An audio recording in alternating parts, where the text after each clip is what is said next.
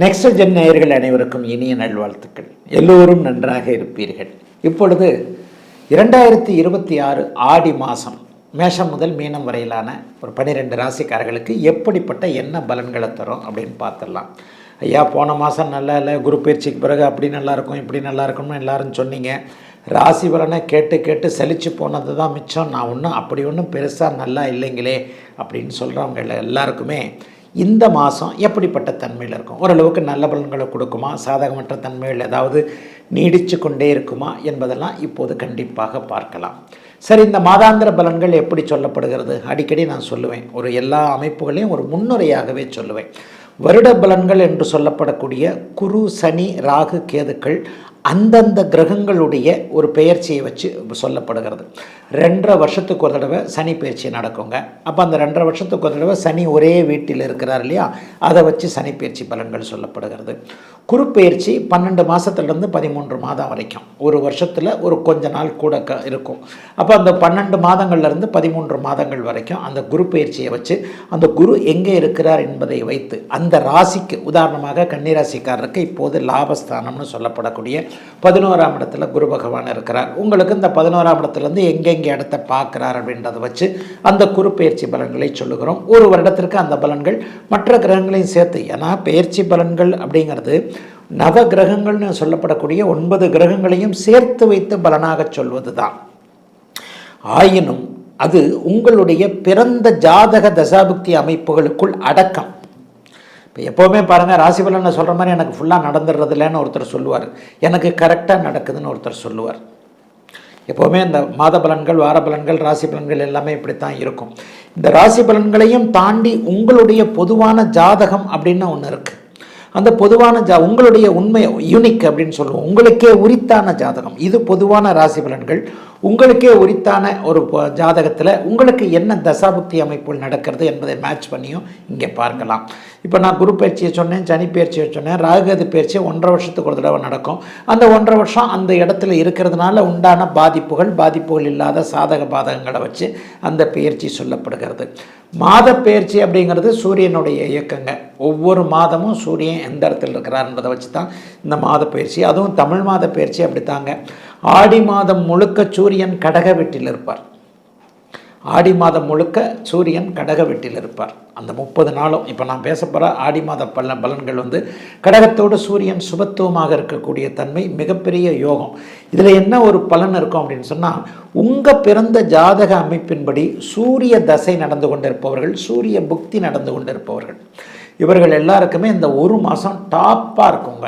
ஏன்னா சூரியன் குருவை அஸ்தங்கப்படுத்தி சுபத்தன்மையோடு இருக்கின்ற காரணத்தினால் சூரிய அந்தரம் நடந்து கொண்டிருப்பவர்களுக்கு கூட இப்படித்தான் இந்த பிறந்த ஜாதக பலன்களை அப்படியே மேட்ச் பண்ணி பார்க்கணும்.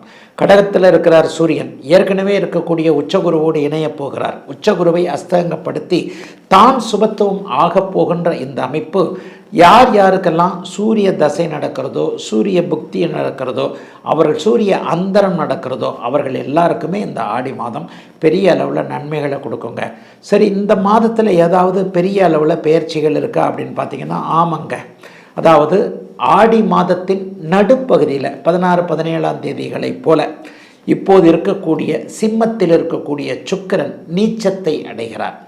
ஆடி மாத நடுப்பகுதி ஆகஸ்ட் மாதம் 1ஆம் தேதியாக இருக்கும். ஆகஸ்ட் மாதம் 1ஆம் தேதிக்கு பிறகு அப்படியே ஒரு நீச்சம் என்கின்ற ஒரு அமைப்பை அடைகிறார். அதை போலவே 2ஆம் தேதி பார்த்திங்கன்னா செவ்வாய் இப்போது இருக்கக்கூடிய அந்த ரிஷப வீட்டிலிருந்து மிதுன வீட்டிற்கு மாறுகிறார். புதனும் கூட ஆடி மாதம் 3ஆவது வாரத்தில் அப்படியே சூரியனோடும் குருவோடும் சேரக்கூடிய அமைப்புகள் இருக்குங்க. இதுதான் மாதாந்திர முக்கிய பலன்கள். ஆக இதை வைத்துத்தான் உங்களுக்கு எந்தெந்த நிலைமைகளில் இந்த பலன்கள் எப்படி நடக்கும் அப்படிங்கிறது சொல்லப்படுகிறது.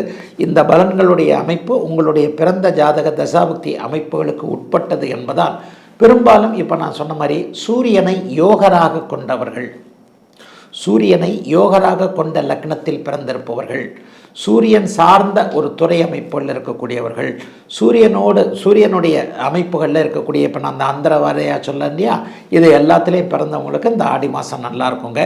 இப்பொழுது தனித்தனியாக மேஷம் முதல் மீனம் வரையிலான இந்த 12 ராசிக்காரர்களுக்கு தனித்தனியாக இந்த ஆடி மாதம் என்ன பலன்களை செய்யும் அப்படிங்கிறத பார்த்துடலாங்க. கன்னிராசிக்காரர்களுக்கு யோக பலன்கள் கொடுத்து வைத்த மாதமாக இந்த மாதம் அமைஞ்சிருக்கு.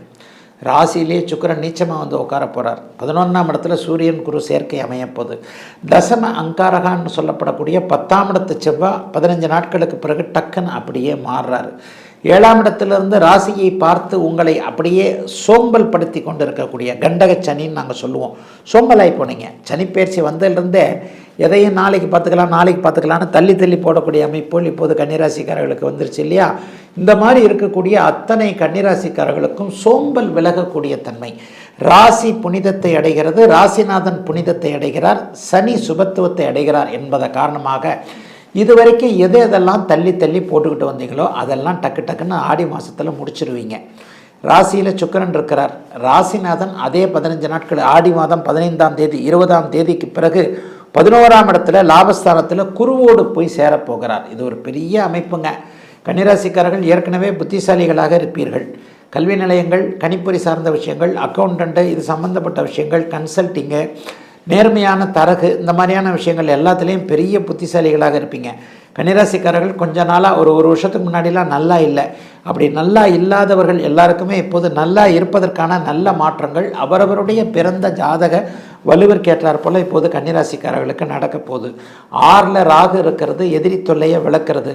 செய்வன தோஷம் இருக்குமோ, அப்படி இருக்குமோ, இப்படி இருக்குமோ அப்படின்றவங்களுக்கெல்லாம் செய்கிற வினையும் கிடையாது, செய்யாத வினையும் கிடையாது.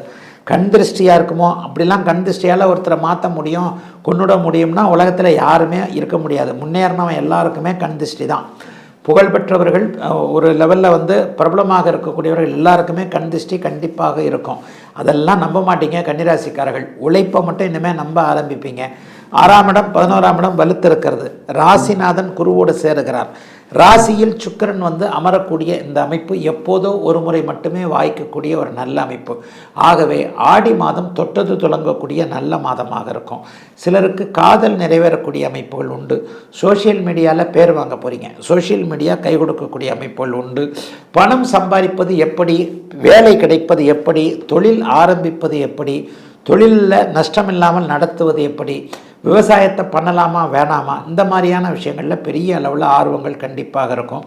சனி கூடுதல் சுபத்துவத்தை அடைவதால் இரும்பு தொழில், சுரங்க தொழில், கனரக தொழில்கள், மெதுவாக நிதானமாக சொல்லக்கூடிய தொழில்கள், சொல்ல கூச்சப்படுகின்ற தொழில் அமைப்புகள் மற்றும் பூச்சி மருந்து, விவசாயம், கால்நடை பண்ணை, 4 கால் பிராணிகளோடு தொடர்பு கொண்டிருக்கின்ற பெட் அனிமல், கால்நடை மருத்துவம் போன்ற அமைப்புகளோடு தொடர்பு கொண்டிருப்பவர்கள் எல்லாருக்குமே மிகப்பெரிய நல்ல மாற்றங்கள் இருக்கக்கூடிய தன்மைகள் இப்போது உண்டுங்க.